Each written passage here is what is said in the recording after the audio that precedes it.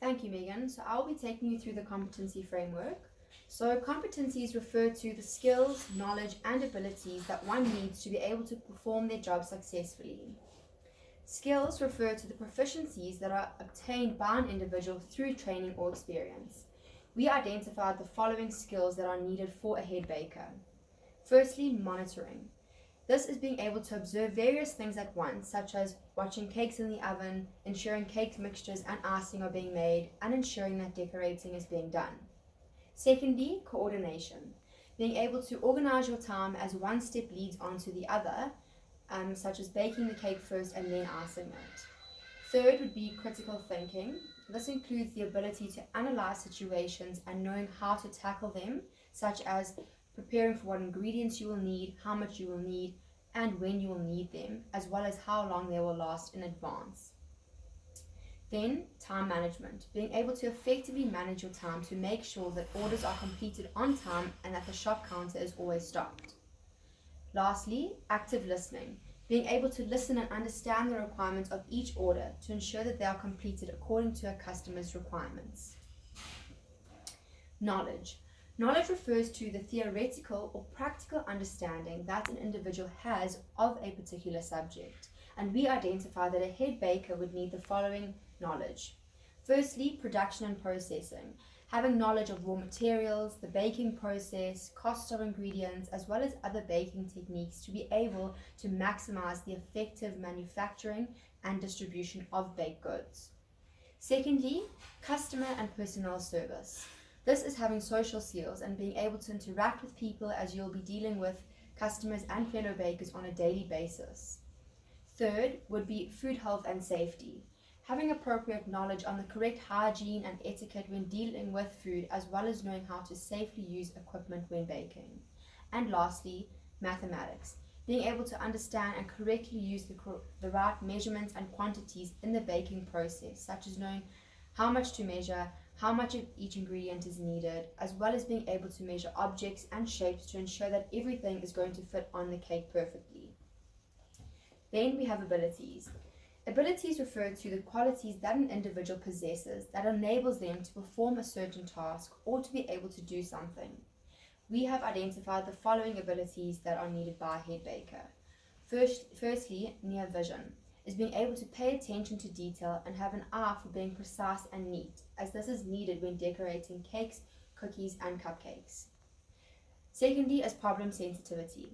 This is being able to know when there is a problem or when a problem is going to arise in the baking of any of the goods and knowing how to fix such.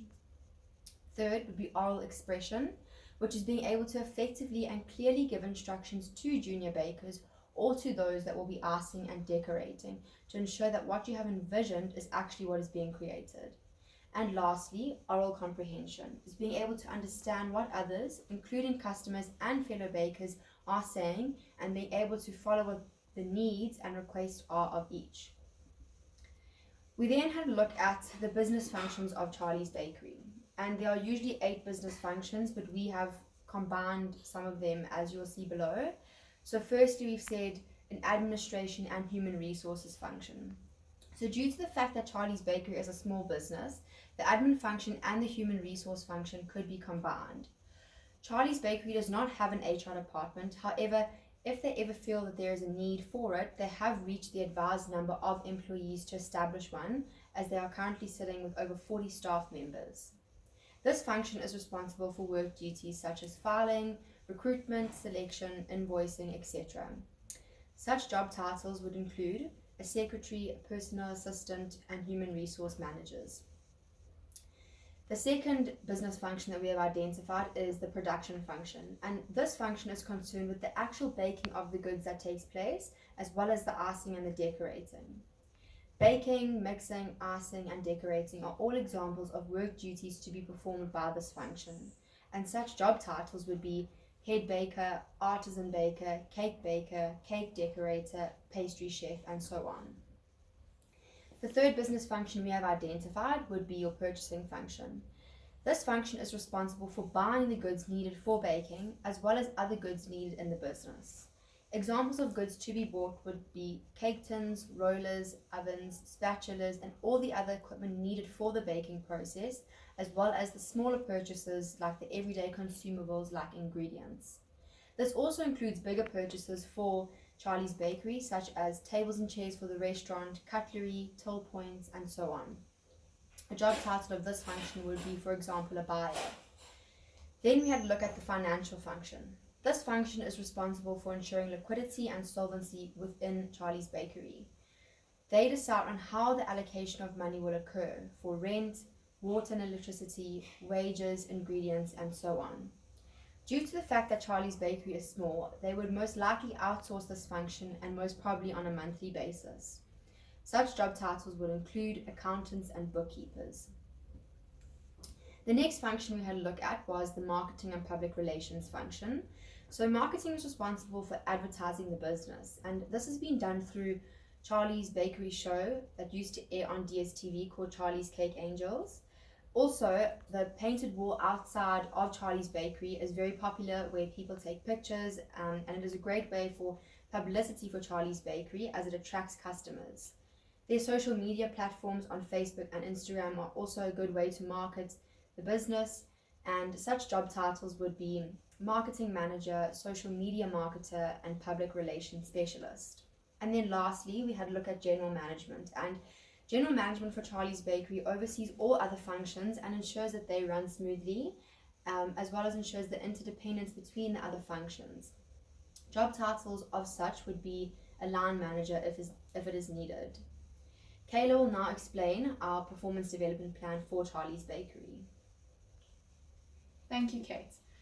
I will now be discussing a performance development plan. A performance development plan is a tool that is used to improve your employees' performance. It assists the managers as well as the employees to identify the areas of weakness within the company and set goals to assist them in reaching their objectives timelessly. It ensures that progress is monitored and that the employees remain on track in reaching their full performance potential. It is almost like conducting a gap analysis, as was spoken of last week by the other group. The following is a sample of a performance development plan for employees to follow using the key skills from the competency framework that Kate discussed previously. So step 1 would be to review the employee's performance of the mentioned key skills. Observe and review the current way in which the key skills are being performed by the employees over a certain amount of time. There is no correct period of time over which to observe this. It all just depends on the time frame needed to adequately and fairly assess the key skills. Identify the areas of strength as well as the areas that may need some attention and improvement. After the employees have been observed, provide them with a brief performance review to give them guidelines and directions as well as mentioned areas of improvement.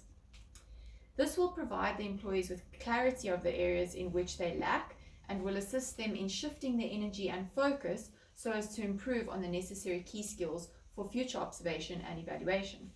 An example of this would be, say for example, one of Charlie's newly employed bakers has not yet mastered the art of piping perfect lettering onto the cakes, cookies and cupcakes. He takes far too long to do this, and this is slowing down the return of orders, and the customers are getting frustrated as they're not receiving their goods on time. Identify goals for improvement of the key skills is the second step. The next step in managing the performance of the key skills of the employment is to get the employees to set goals to ensure that the key skills are achieved. The goals should be SMART: specific, measurable, attainable, realistic, and timeless. This will guarantee that the goals are met as they are clear and well thought out. Management should do regular check-ins with the employees to make sure that they are on track and remain motivated in improving the way in which they perform the required skills. So for example, the baker's goal could be, I will be able to perfectly pipe 6 letters per minute by the first of next month. This ensures that the goals are timeless or SMART. Thirdly, list actionable steps to achieve those goals. The employee should attach a plan of action to each goal. This will provide them with direction and assist them in placing the goals into motion. Perhaps managers can review these action plans prior to the employees attempting to tackle the goals. This will also motivate employees to attain the goals as well as they will be aware that there are eyes on them and that there are certain expectations of them to uphold and meet. An example of this would be the baker could do the following to reach their goal. They can practice every single day and time themselves. They can attend workshops or seminars to demonstrate specific piping techniques. They can receive training or get retrained if necessary, and they can work with a mentor. Fourth, define metrics and milestones. How will an employee know when they have met their goal? With SMART goals and action plans in mind, employees can now establish various milestones to track their progress. Managers can assist the employees in managing their metrics and milestones so that the employees can be confident in chasing their goals. Example, evidence through the results of their performance, skills development, completion of certain tasks to practice for the end goal. Fifth, identify what supports and resources are needed. An important part of a performance development plan is ensuring that the employees have everything that they may need to achieve their planned goals. This would include the resources that the employee requires. Should the organization be unable to grant the employee what they need to be successful in their goals, management may need to step in and work side by side with the employee to assist them in adjusting the goals to fit the needs of the company. Example of resources: time away from their regular assignments to practice, travel costs to travel to necessary traineeships or courses, supporting roles, for example, mentors, coaches, trainers, teachers, team members. All of these people may need to be paid. Additional tools, example, new tools and necessary baking gear or alternative pipes, as well as regular check-ins with the employee and mentor. And lastly, review and finalize the plan. With the necessary goals and action plans in place, the employee can now put forth the performance action plan to their manager. The manager and employee should now review the plan together to make sure that the goals are attainable. The employee has all the required resources to be successful and that the goals are in line with the organization. The plan can then be finalized, and from then on, management can make regular check-ins with the employees to ensure that all is on track. An example of final questions to ask the employee prior to leaving them to their own devices would be: does the employee understand their performance issues and your expectations for improvement? Do their goals relate to those performance issues? Is their plan for achievement clear and focused? Are the steps specific and actionable?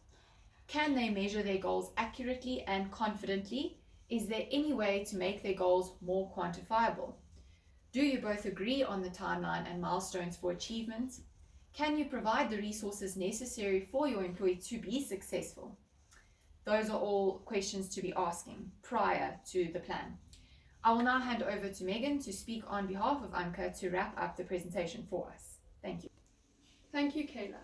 Firstly, now that we have discussed on to attract and retain talent, you would use the following main methods to attract employees who already possess the required talent and skills. Market directly to individuals. Sponsor events by a culinary school and create opportunities to network with directly with promising students. Provide bursaries to final year students with above average grades and talents. Create a workplace environment and culture to attract talented individuals. Acquire cutting-edge equipment and technology such as top-of-the-range equipment. Create a workplace environment that establishes work-life balance by providing adequate leave and flexible working hours. Provide incentives to employees to grow the business by providing, for example, long-term share incentive scheme. Remuneration.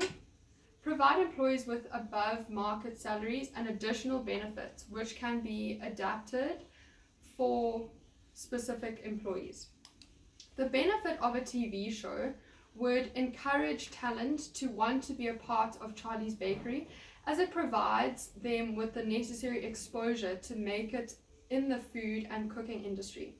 Employees can be given sufficient independence in rendering their services to ensure that they can be creative and work freely, and this must be communicated through the cooking show and/or marketing. Employers who excel at work could be given the opportunities to play a leading role in the TV show and acquire additional exposure. In conclusion, before our game that we have planned, we hope that after listening to our presentation, you have gained some insights and knowledge on our topic of the importance of talent acquisition in the workplace. I will now hand over to Caela to explain the interactive activity that we had planned to present to the class to test the knowledge on talent acquisition. Thank you, Megan. So we had planned to play an interactive game to test the class's knowledge. We designed it around our theme, talent acquisition and management, and we named it 60 Seconds of Pure Talent, with the idea of similar to 30 seconds where you play charades. So we wanted to have the classmates literally explain the concept to the class. They would then guess the key term and get a Charlie's cupcake as a reward. So our key terms that we were going to have draw out of a hat were talent acquisition, retention, a talent pool or pool of candidates, an agile organization, competencies, and performance management. The instructions on how to play 60 Seconds of Pure Talent consisted of each group will nominate one person to come up to the front and explain their key term. That person will come up to the front and draw a key term from the hat. They have 60 seconds to describe their key term to the class using actions as well as words, but may not use the key term itself in their description. So normal 30 seconds rules apply. Any member of their group may then guess the key term. The other groups have to remain silent. The class member from the selected group who guesses the key term correctly within the provided 60 seconds will receive a Charlie's cupcake, courtesy of Caitlin. We made them anyway. The next group's chosen candidates will come up to the front and the game will begin again. So in order to prepare for this game, we were planning to bring laminated key cards with the terms written on them, a hat, a 60 seconds timer, and the cupcakes. Lastly, we would just like to thank you, Dr. Pillay, for assisting and accommodating us so that we were able to still present. It has been a challenge. We faced some rather technical difficulties, but we would have liked for this presentation to be more interactive, but we are pleased that we were still able to come together and give it our best shots.